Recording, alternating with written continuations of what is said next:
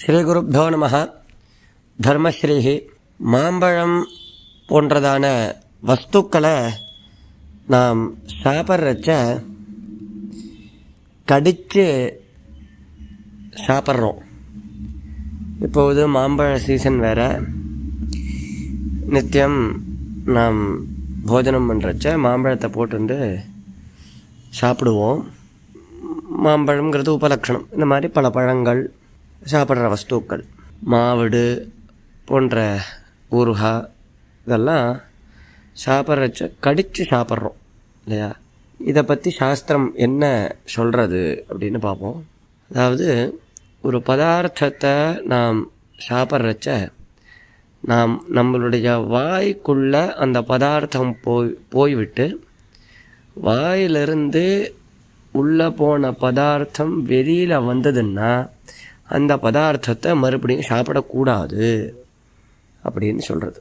எப்படி நாம் வமனம் பண்ணினால், வமனம் அப்படின்னா வாந்தி எடுத்தால் அது வாந்தி எடுத்தது எவ்வாறு ஹேயமோ விளக்கத்தக்கதோ, இந்த மாதிரி நமது வாய்க்குள்ளே போய் மறுபடியும் வெளியில் வந்த பதார்த்தம் மறுபடியும் சாப்பிட உகர்ந்ததல்ல அப்படின்னு தர்மசாஸ்திரம் சொல்கிறது.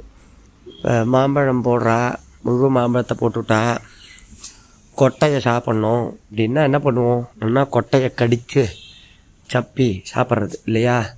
அப்போ உள்ளே போனதான பதார்த்தம் வாய்க்குள்ளே நம்ம விட்டு மறுபடியும் வெளியில் எடுத்து திரும்பியும் அதை சாப்பிட்றோம்.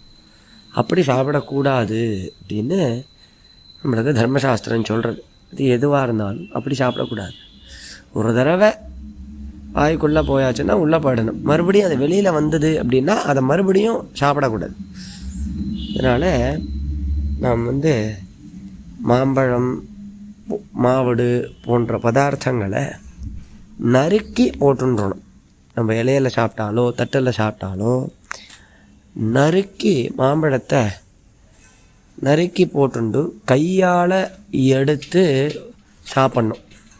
அப்படியே மொத்தமாக கடித்து சாப்பிடக்கூடாது அப்படின்னு தெரியுது. மாவடு போன்ற பதார்த்தங்களையும் நறுக்கி இலையில் போட்டுட்டோம் அப்படின்னா அதை சௌகரியமாக சாப்பிட்லாம்.